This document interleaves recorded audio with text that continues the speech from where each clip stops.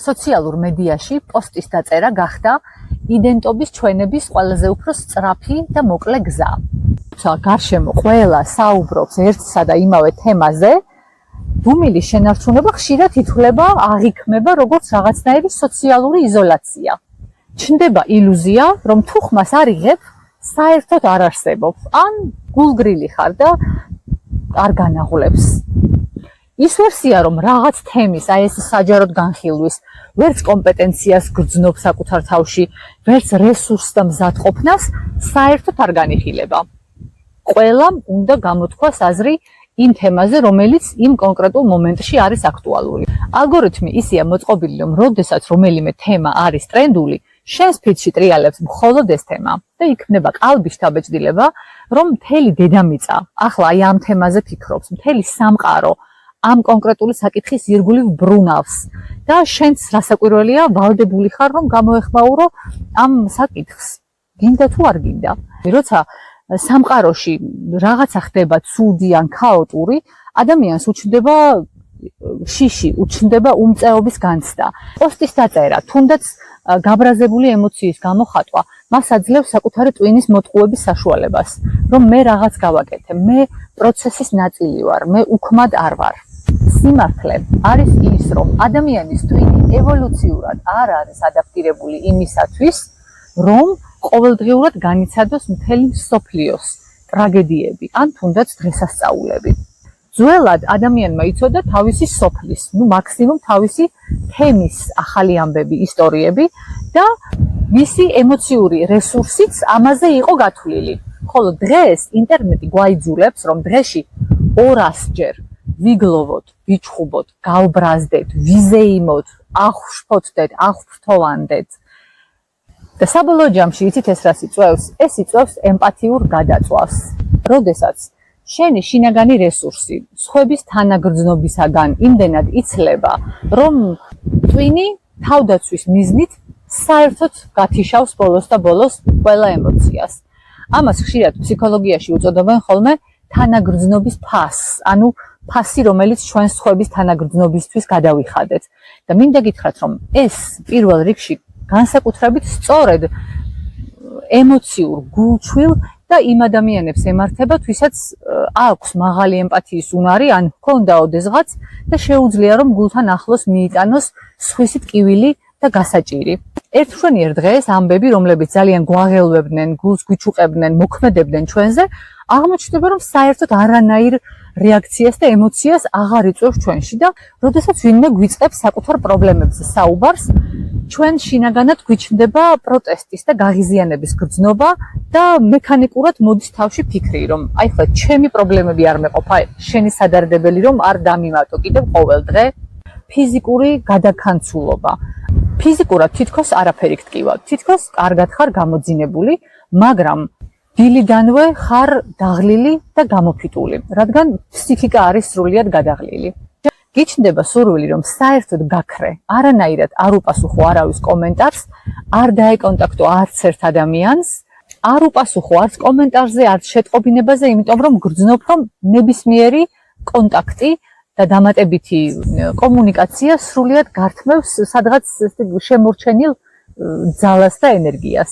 რატომ ხდება იცით ეს ემოციური გამოფიტვა? იმიტომ რომ რეალურ ცხოვრებაში ჩვენს გარშემო არის ძალიან ცოტა ადამიანი.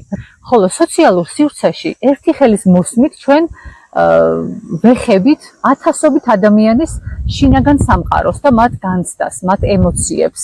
ეს იგივეა რომ ვიდგეთ ძლიერი რადიაციის ქვეშ და არ გვეცვას არანაირი დამცავი აღჭურვილობა. შენი ტვინი უბრალოდ ამბობს, მორჩა მეტი აღარ შემიძლია და გადადის ენერგო დაზოგვის რეჟიმზე. აქედან ამ სიმწვანიდან, სიგრილიდან, სუფთა ჰაერიდან გაცილებით იოლია რომ მოგცეთ ეს შესანიშნავი რჩევები, რომ თუ ემოციურად გამოიფიტეთ და გადაიწვით, თუ ვეღარ გრძნობთ მეტი ემპათიის რესურსს, თუ აღარ გინდათ რომ ნებისმიერ საკითხზე თქვენი აზრი გამოთქვათ, თავი დამნაშავედ ამის გამო არავითარ შემთხვევაში არ იგრძნოთ. კარგად გახსოვდეს, რომ ეს არ არის გულქვაობა. ეს არის შენი ფსიქიკის თავდაცვის ინსტინქტი. ემოციური გამოფიტვიდან არსებობს მხოლოდ ორი გამოსავალი. პირველი ეს არის მკაცრი ციფრული დეტოქსი. საერთოდ გამოდი იმ სოციალური სივრციდან, რომელიც შენზე აი ესეთ ზეწოლას და წნეხს ახდენს, თუნდაც 2-3 დღით. გაერიდე ნებისმიერ სივრცეს, სადაც გიწევს სხვისი ემოციების მიღება. ეგოისტურად შეიძლება ჟღერს, მაგრამ იმისათვის, რომ შეძლოთ სხვისი სიყვარული, უნდა გიყვარდეთ საკუთარი თავი. იმისათვის, რომ შეძლოთ სხვებზე ზრუნვა, უნდა გრძნობდეთ თავს კარგად, გაღიზიანებული, გამოფიტული, დანევროზებული და გადაფსიხებული ვერავიზე ვერ იზრუნებთ. ვერც ნამდვილ ემპათიას ვერ ვიგრძნობთ და ვერავის ვერ გავუწევთ თანადგომას. მეორე მნიშვნელოვანი პირობა არის ფოკუსის გადმოტანა საკუთარ მეზე. ეს შეივსე იმით, რაც პირადად შენ განიჭებს სიამოვნებას. წამოწექი, წაიკითხე კარგი წიგნი, გაისეირნე, უბრალოდ დაჯექი სიმწვანეში, სუფთა ჰაერზე. ან უბრალოდ იუსაქმურე ყოველგვარი დანაშაულის განცდის გარეშე. დამიჯერე. ამას ქვია შემოქმედებითი უსაქმურობა. ეს უსაქმურობა საოცარ კრეატიულ აზრებს ბადებს, მენდეთ. იცოდე, რომ შენი რეაქცია სინამდვილეში არის ფილტრი. შენი გონება სასტიკ უარს გიცხადებს, რომ ამ ტოქსიკურ და უსარგებლო ინფორმაციულ ხმაურში დახარჯოს საკუთარი ფსიქიკური ენერგია. ეს არის ემოციური ინტელექტის ნიშანი. დიახ. მესმის, ეს შეიძლება ბევრმა გამაღიზიანებლად აღიქვას, რომ ეს ეგოიზმია, ეს ხელებიც დამიბანია. არა, თქვენ არ მოусმინოთ არავის. ფსიქიკური გამოფიტვა არის დასაწყისი თქვენი ფიზიკური განადგურების გზაზე. ამის უფლება და ამის საშუალება არ მისცეთ არავის და არაფერს. ემოციური ინტელექტის ნიშანია სწორედ უნარი გამიჯნო ის, რაზეც შენ შეგიძლია რეალური გავლენის მოხდენა იმისაგან, რაც უბრალოდ არის დღის ხმაური. გახსოვდეს, რომ პრობლემა აქვს ძალიან კონკრეტულად და მკაფიოდ იმ კულტურას, რომელიც გვაიძულებს, რომ აზრი გქონდეს და გამოვთქვათ აბსოლუტურად ყველაფერზე იმის და მიუხედავად, რაიმენაირად კომპეტენცია ამ საკითხში გაგვაჩნია თუ არ გაგვაჩნია. და დიახ, პრობლემა აქვს კულტურას, რომელიც გვაიძულებს, რომ ეს აზრი თანაც აუცილებლად გამოვფინოთ საჯაროდ. ასე რომ, შენ შეგიძლია სრულიად მშვიდად ისიამოვნო შენი შინაგანი სივრცით.